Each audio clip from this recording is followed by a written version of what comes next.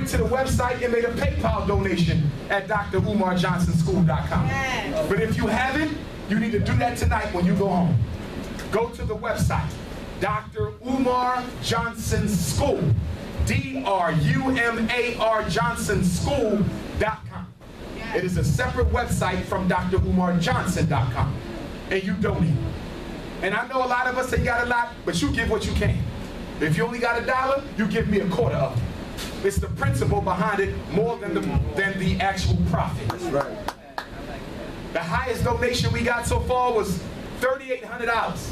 A brother out of Detroit wrote me a check out of his own pocket, not his organization, but out of his pocket for $3,800. Smallest donation has been about $1. Get in where you fit in. But I need more. And I'm not complaining because every time I go to the P.O. box, I got about 50 donations waiting for me. So I'm happy with the amount of donations. I'm happy with the energy. I just need them to be higher in amount. Because of everyone who has made a donation in these 3 months, gave at least $100, we would have the $2 million already. But you give what you can. If you can only give 20, you give 20. You can only give 5, you give 5. Every penny counts. And if you have something to give tonight, I want you to give it to Sister Aisha at the back, where the food is in the other room. That's where my books and DVDs are. You give it to her. I prefer that it not be cash. I prefer that it be a check or a money order so we can track it. I don't want no money laundering popping off. You feel me? That's right. You know how they got Marcus Garvey on false charges? We don't need that. But if you want to give cash, I ask you that you wrap it up in a piece of paper and write your name and your address on it. Why? Because once we open the Frederick Douglass and Marcus Garvey RBG International Leadership Academy for Young African Boys, we're going to have a ceremony to honor everyone, whether they gave a penny or $1 million. I want to honor those who gave enough, who cared enough about this effort of mine and the future of our black boys to give some money. That's right. And for those of you who go above and beyond the call of duty, who give 500, 1,000, 15, and so forth, there will be special recognition for those. You will be considered an official founding mother and founding father of the FDMG Academy. Now some of you have asked the question, Dr. Umar, do you need to start that big? Why don't you just get you a little school in the hood as a starter?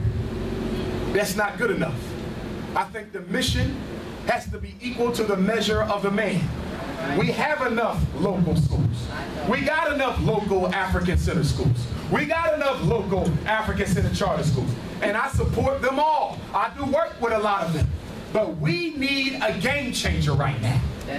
We need something that's going to get the attention of black folk and say, I know we doing bad, but it look like we're about to start doing good. So for me, and why I feel my ancestors brought me here, I cannot settle for a charter school. I cannot settle for a local neighborhood school. My energy demands that I give to the people more. Our black boys deserve a school of their own that is totally independent from any direction and instruction from the local school district or the State Department of Education. They deserve better. So why St. Paul's? Because it's 136 acres for only $2 million. They got a state-of-the-art student center. They got dorms on the campus. There's a cafeteria there. They have a state-of-the-art gymnasium there. They have all the lecture space that we need. If we get St. Paul's, we will not only be a residential school, but because Lawrenceville, Virginia is predominantly an African community, we will also have a day school for the children who live in the community. They won't have to spend the night. They can come and go as they please. So we will have both a day and a residential program. I've been thinking this through, brothers and sisters, for well over 10 years. I didn't wake up yesterday with the idea. I toured that campus. And what I love about St. Paul's, it's small enough for us to be able to manage it. It's small enough to keep the monthly operating costs down, but big enough to do everything we're going to do. So what are we going to do? The curriculum will be based on 6 sciences. I don't have to mention math. I don't have to mention language arts. I don't have to mention science. I don't have to mention history because those are required by the state, whether you're private or public. So what are going to be the extras? One of the first extras is going to be agricultural and agronomical science. Our sons and our daughters will be taught how to grow their own crops. Not only will they be taught how to grow their own food, they will be taught how to make a business out of growing your own food, because agribusiness is one of the largest businesses on the planet. The making and growing of food for profit. So not only will they become farmers so they can eat well, they will become farmers so they can live and earn well as well. In order to graduate from my school, your son or your daughter will have to grow 6 fruit and 6 vegetables. Not outside, but indoors. So we can do away with the excuse that we cannot eat healthy because we don't have a backyard. You can grow it in your house. We will have a hydroponics program. We will have a fish farm. This has been thought out, brothers and sisters. There's no school that's going to do for our children what FDMG is going to do. And please stop asking me to go and beg the white man for grant money.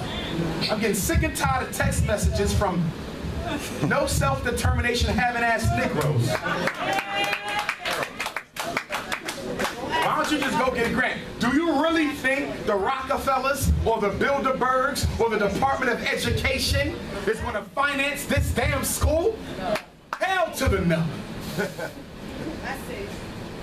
Because this school is going to be different from every other one in that every school in America teaches black children how to improve the ability of working for white people. Most charters, most African-centered schools I've been to, they're not teaching business skills. They're teaching how to go and work for white people's skills. And I'm sick and tired of working for white people. We were not born to work for white people. We were not put here to serve the goddamn white man. We were put here to serve God and ourselves. Sending your child to college. For the hell what? $100,000 in student loans and no damn job to pay it off? Are you aware that college is a hustle? Yes. Are you aware that higher education is a scam? Yes. Your child graduates and you send them up to Rome. 4 years, $80,000 education. They come back and cannot find a job. Yes. So then they go back to Rome for another 2 years to get a master's. They come back looking for a job, still can't find one. They go back to Rome for another 4 years to get their JD, MD, PsyD, PhD. Come back, can't find a job, and instead of using a PhD, they out there making bootleg DVDs. I didn't say that none of our children should go to college, but I am saying you should have a very good reason for sending them. Yes. We think college is a rite of passage. You don't automatically go to college because you graduated. You go to college because, number one, I raised you with the discipline to complete your education without me being around. And half of you know you haven't done that. You know that. You send your daughter off to college, she comes back pregnant in time for Thanksgiving. There's a turkey in her. And you cursing her out. I'm spending $20,000 a year on your education, and all you can bring me back for Thanksgiving break is a baby? Well, you knew that. You knew she was going to get pregnant because you never trained her how not to get pregnant. Right. Same thing with your sons. Go play football for a year or two, lose their academic scholarship, GPA fall below 2.5. Now they back in Newark and you cursing your son out. It's not his fault, it's yours. And why? Because the number one responsibility of a black parent, the number one responsibility of the parent of an African boy is to teach him discipline. You must teach him discipline. I want my single black mothers to hear me. You must teach that boy discipline. Stop loving